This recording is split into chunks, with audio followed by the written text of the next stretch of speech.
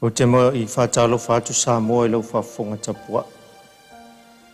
Mā lo soi fua maua, mā lo wholau manuia. E manatu, mau runga leo ingan māsina lo tau pa ia mo lo tau mamalu, ile ne yasu. Melea se yo maia, tātou tapua ia tu le tua. Tātou talo mo leanga pa ia. Tātou ifo ma talo ile tua. Tō maia lau puli o whamanuianga sio mātou whatau wā. Ina ia le muta ma le ngata au whamanuianga I lunga ia I mātou lau whanau. Ina ia o mātou au ona I luma lau o fiu. I le ato toa ma le moni I whamaona. Ina ia o mātou tapua iai I lau o fiu I le nganga. I le whamaoni ma le awa teli e tau wai. Ina ia fo ia toi le vi inga I lau o fiu. Fio maia.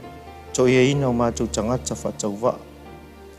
Mai e whapa ia ina o mātou tangata whapa ia I whalongolongo lau atunu. Mai se le upu fola la ato matau inai lau atunu le ne yaso. Luia male mana, whamanuia. Ina ia mwhai e ona mātou tāpua ia tuai I lau o fiu. I le moni ma le whamaoni. Fo ia tu le vi inga I lau o fiu nei se i o le whavavau lau. Amen. O le whaitawina o le tus pa ia. O le tus fifilia mo I tātou le nei aso. O maua mai le whenga tuai. O le tus e I o le mia alona tā upe lua sifu maleiva.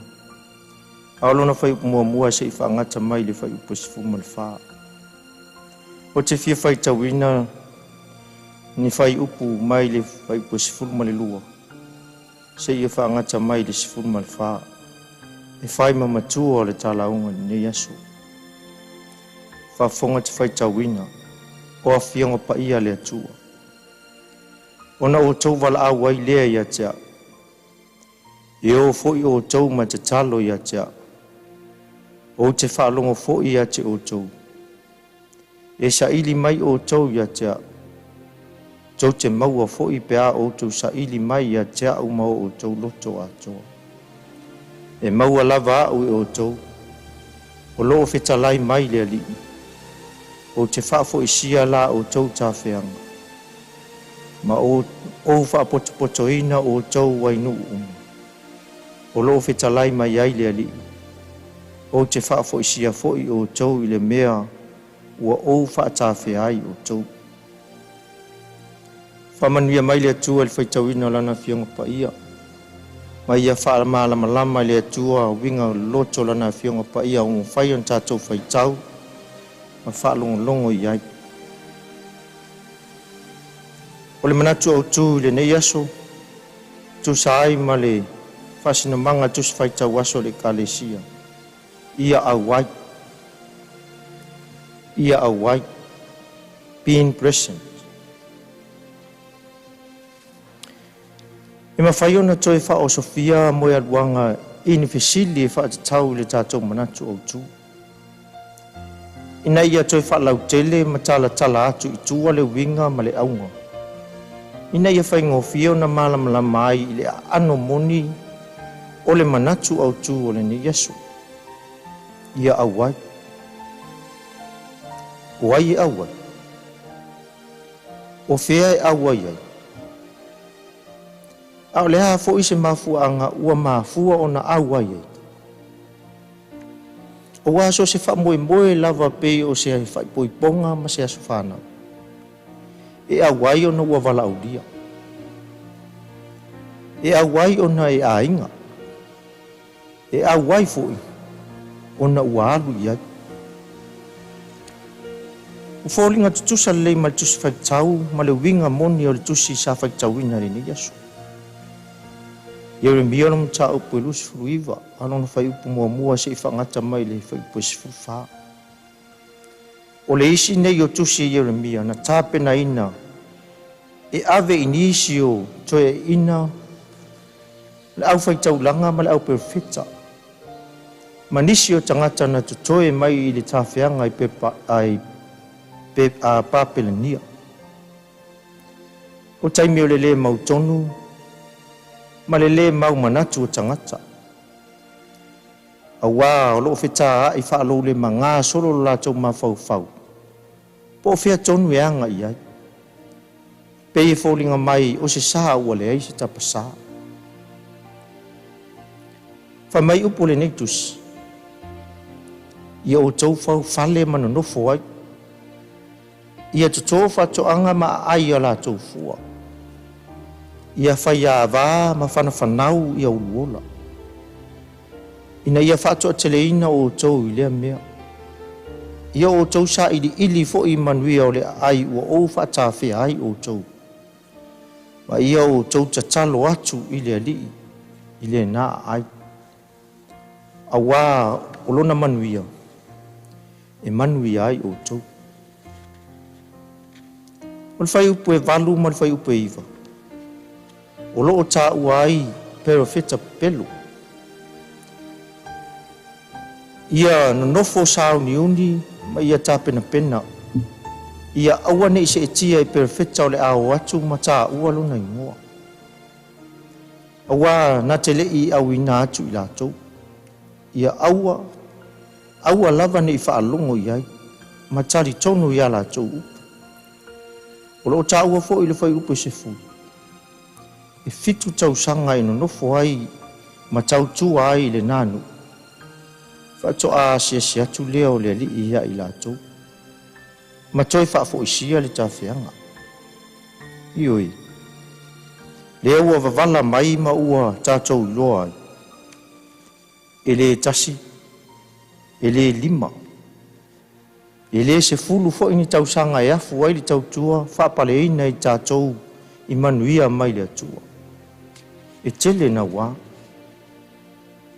o le isi lava tangata e maliu lava ele i maua lava manuia ma mea alofa mai le atua e fua i tausanga i nofo ai le nuu fato a asiasi mai ai le atua ma taita ina i manuia a o totonu fo i opiota lea mauti noa le tele o whawhita audi o le a tofu tufoina ai le whaatua o tangata ai a whaila o le a e manu malo ai o oile isi tangata e osa whamanuianga le atua o le a e maua. Awa o loo e whatatitali ma le onsai. E iai lava le taimi o le atua.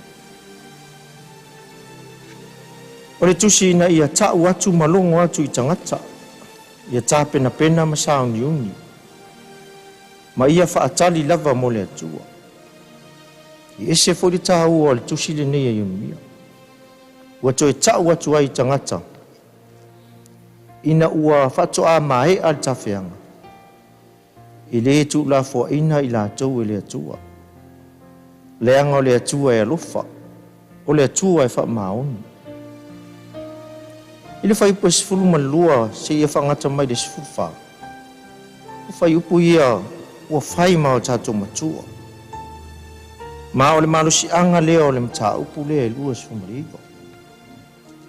Pe mai ia o tau o, ia o tau tatalo. E whaafonga mai le atua ia o tau tatalo. Ia o tau saidi, tau te maua fo ia. Pe a o tau saidi a te ia ma le loto a toa. Na te whaafo isia fo i le tawhianga ma whaamanuia ia i la tau. Ma o i tonu lea ua fiso ta iai ma la tatou manatu au tu ia awai. O ai. O ai awai. Ia awai le atua ma i la tau. Ia awai le atua ma i tatou. O se malo si anga o tangata e whaatalitali. E whaatalitali pea i le atua malona loto a toa. E sa ili fo i le atua i so se mea. Ioi, Samoa, lua tunu pili. Awa ne i o tātou whapeifu, wa tu la fua ina i tātou i le atua. Awa ne e manatu ifu, manatu anu, wa le whaatasi mai le atua. Le ango le atua e awai a te oe maa i so se mea. A o tā ua lava e tu mamau, ma alo vau ma le atua. Le ua whamanatu mai, whamanatu atu. le upu le nei asu sa ili le atua talo le atua ma ia o tātou lava papali ma le on sa i toi na mai lava na whamanuianga mo i tā ua aua ne ngalu e tuli loa ina lava i tā ua i le alofa o le atua le mea le sa mo aua le fiu e talo aua le fiu e au na masaili le atua o wao le atua e awai mo tā ua i aso uma nei se o le whaavavau lau. Ameni. Tatou whai u le talo. Tatou wifo ma talo i le atua. Le atua sisi le se lo mātou tamā. Lau fio lava le na whaia le langi ma le nalo langi. Lau fio mai le amatanga se o lava i ngā taanga. I fia eo mātou loto mātou anganga e whafo i atu le viinga le whamanu ma le whanetanga i lau fio o na lua lofa ma lua anga le le. Ina ua solonga le lei le whainga malanga lua tunu i le newa i tau sanga. Whawhetai i lua lofa. Whawhetai ua manuia i mātou lava iau whamanuianga. Whawhetai i le whainga malanga lua tunu. Fo lau mamanu vi iai la o fiu me o manuia au tai o lo tala fa uto tono sa mua wale tala ina o lau upu fola manuia i la tau lau tau sing na yo matu tamama tina matua se yo lava na yo matu whanau vi ia olo matu tamama whaftai lau tau singa maluanga lei iau mea lofa o e fua i fua ia i mātou te whaongaina o le ola ma le malus. Tā lengi mana wa. Vi i ai la o fio i mea uma. Ta mau mātou talo. Whamangalo ia i mātou lo whanau sana. O loa na e sila fia. A mātou te lei tōlau lawina o mātou mana onga mātou mana tua o loa na e sila fia i mātou se manga sala i o luma. Whamangalo e mātou le totolo walo i eskiriso. Lēn maliu whalava au lunga sa taulo ona i mātou lau whanau. Talo le nei asu. Ie e whamanuia. Whamanuia i tapua inga lua tunu. Na mātou whainga malanga le nei tau sanga. Tātou malau fiu e manuia i mea uma mātou te whaia. Whamanuia na iau taitai. Ai mai se o ona lo tala whau te tui fio le nei lalu langi. Tala ina lo fina ngalo au wā. Ina ia whaa ke isi ano ina lo atunu ai mai se o lo o le nei lalu langi a toa ina i wha tele eise vi inga o lo mātou tamā. Ie e whamanuia na i o mātou tamā ma tina mātua tono le nei atunu ai mai se o le nei lalu langi. Iai pelo wanga le le ia i lātou. Whamanuia na i o mātou whanau. Lātou atu ma le toi fo i mai. Ia o aonga. Le vevela le lama le mamafa o timunga. E maise o le lolo wā o le savili. Maise o le fili ma le ti apolo. E tau au ina tai ina se e ilo lātou whamua. Ia e alofa whamanuia. Leo ma pui ia i lātou. Whamai. Le nei vai tau o tau sanga, talo e lau fia whamamau. Ai iei pia whamanuianga lau fia i lātou ma ia tāpena pia o lātou ma whauwhau. A wā o lātou o lumana i o so mātou anuu, mātou atunuu. Le aso iei lumana i o nei mātai au. Talo e lau fia i lo whamanuia. Lau e lau upu fola le nei aso. Tō matau ailo mātou whamoe e meso whi au mga luia. Ia luia male mana.